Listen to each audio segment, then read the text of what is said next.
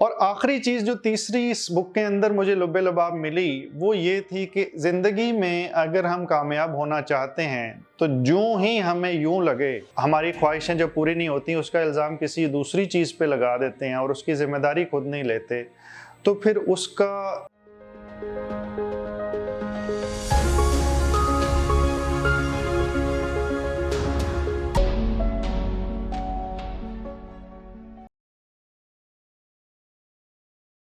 बिस्मिल्लाहिर्रहमानिर्रहीम। एक बुक की बात करते हैं। बुक तो इंग्लिश में है और उसका रिव्यू उर्दू में थोड़ी देर का मैं बयान करूंगा, समराइज भी करने की कोशिश करूंगा। बुक का नाम है नो एक्सक्यूजेस। ये बुक के राइटर का नाम है ब्रायन ट्रेसी।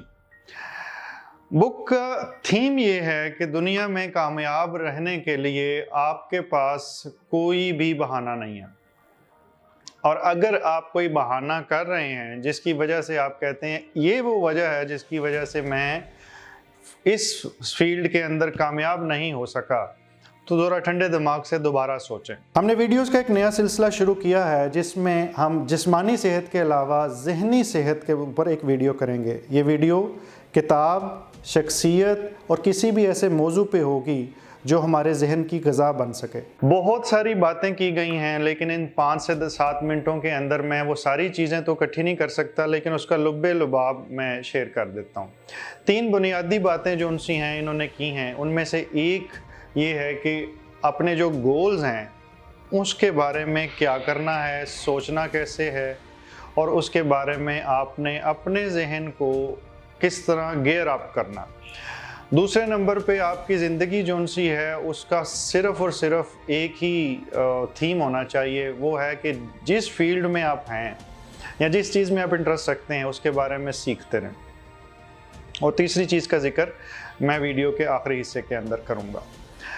नंबर 1, सबसे पहले ये कि अगर फ़र्ज़ करते हैं कि किसी इंसान को किसी गोल को अचीव करना तो वो क्या करे, तो उन्होंने अपना एक फार्मूला इसके बारे में बताया है कि आप यूँ कीजिए कि आप उस गोल को जो भी आप करना चाहते हैं एक सफ़े पे लिख लीजिए क्लियरली, और उसको उस तरह इमेजिन करके लिखिए जैसे आप चाहते हैं कि ये मामला हो। उसके बाद दूसरी चीज़ है वो आपने लिखनी है, वो ये लिखनी है कि ये कैसे करना है, यानी प्लान। और आखिरी चीज़ फिर ये है कि आपने ज़िंदगी में इसको तकरीबन रोज़ाना एक दफ़ा ये प्लान को सोचना या देखना है, और फिर सवाल ये करना है कि मैं जो करना चाहता हूँ क्या मैं उसी डायरेक्शन में जा रहा हूँ या नहीं। ये बात सुनने में बहुत ही ज़्यादा सादा लगती है और यूँ लगता है कि इसको क्या हमने बात करनी इसके बारे में, ये तो अंडरस्टूड है, हर एक को पता है, लेकिन शायद मैं भी यही समझता था। लेकिन अब मेरा भी इसके बारे में विजन बदल चुका है। जब तक आपके जहन का ख्याल किसी सफ़े पे या ब्लैक एंड वाइट चीज़ पे या क्लैरिटी के साथ आपके जहन में नहीं आ जाता, वो सही मानों में आपके लिए भी क्लियर नहीं होता। आपके लिए किसी जगह का निशाना मारना तभी आसान होगा जब आपको पता हो कि आपने निशाना मारना कैसे है। ज़्यादातर हम कि हमारे जहन में एक ख्याल होता है कि मैं चाहता हूं कि मैं कुछ बड़ा आदमी बन जाऊं, लेट सपोज, या मैं बहुत अच्छा आदमी बन जाऊं। ये बड़ा ही फजी और कंफ्यूज्ड कंसेप्ट है। आप एग्जैक्टली क्या बनना चाहते हैं किसी दिन ठंडे दिमाग से बैठ के सोचें, उसको लिखें, फिर उसके बारे में क्या करना है उस चीज़ को लिखें। और कई दफ़ा आपको प्लान के कुछ हिस्से समझ नहीं आ रहे होते। ये भी चीज़ बुक में लिखी है और मैं टोटली एग्री करता हूँ कि ज़्यादातर, कभी कभार नहीं, ज़्यादातर हमें नहीं पता होता कि हमारी ख्वाहिश जो है या जो हम करना चाहते हैं इसके लिए हमारे पास असबाब तो ऐसे नहीं हैं। ना मेरे पास पैसा है, ना मेरे पास कोई ऐसे ताल्लुक़ हैं, ना ऐसी तालीम है।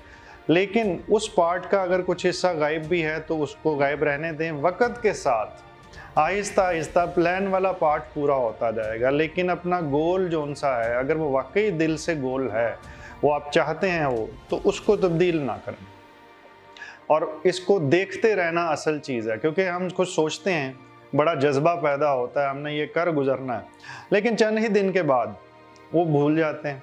फिर कोई नई चीज़ शुरू हो जाती है, फिर साल बाद याद आता है यार मैंने तो ये सोचा था लेकिन किया कुछ नहीं। इस तरह मीडियोक्रिटी की ज़िंदगी जो सी है वो गुजरती है। दूसरी चीज़ मैंने जिक्र की थी कि लर्निंग एटीट्यूड। किसी भी फील्ड के अंदर जो रीडर्स हैं, दे आर द लीडर्स। वो अपनी फील्ड के बारे में पढ़ते हैं, अगर पढ़ते नहीं तो वो मुसलसल सीखते हैं। एक इंसान जो एक ही चीज़ को रोज़ाना करता है, ज़रूरी नहीं कि वो 60 साल की उम्र में दुनिया का सबसे बड़ा एक्सपर्ट बना हो। वो शख्स एक्सपर्ट बनेगा जो रोज़ाना उस चीज़ को करते हुए कहता है कि मैं इसको बेहतर कैसे कर सकता हूँ, और ये जो काम आज ठीक नहीं हुआ इसे मैं कैसे ठीक करूँ।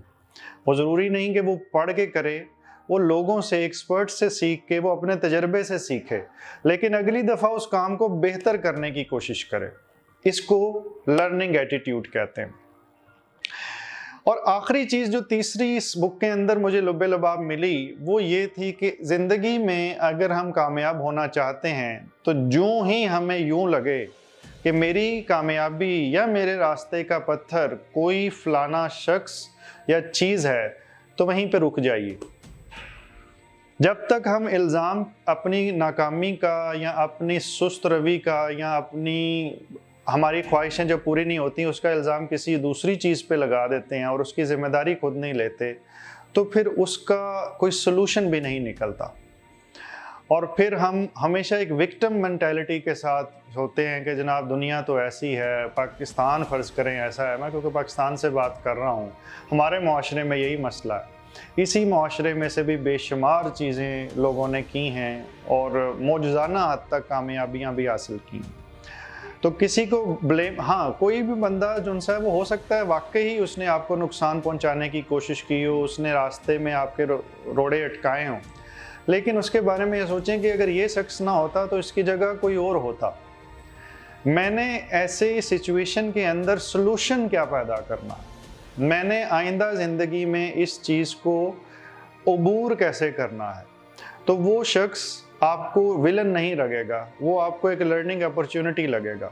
हो सकता है वो वाकई आपका नुकसान करने में भी कामयाब हो जाए, लेकिन अगर आप उस चीज़ से सीख चुके हैं और आप सारी उम्र उस बंदे को कोसते हुए नहीं गुजार रहे और आप उससे आगे बढ़ गए हैं, तो आप कामयाब हैं।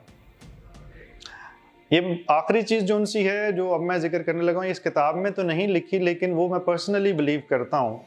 कामयाबी बड़ी गाड़ी, बड़ा घर, बड़ा बैंक बैलेंस नहीं है। कामयाबी ये है कि आप दुनिया में आए, कुछ ऐसा किया जिससे ना सिर्फ लोगों को फ़ायदा हुआ, आपके दिल को भी तस्कीन हुई और आपको मज़ा आया कि मैंने ज़िंदगी में कुछ किया है।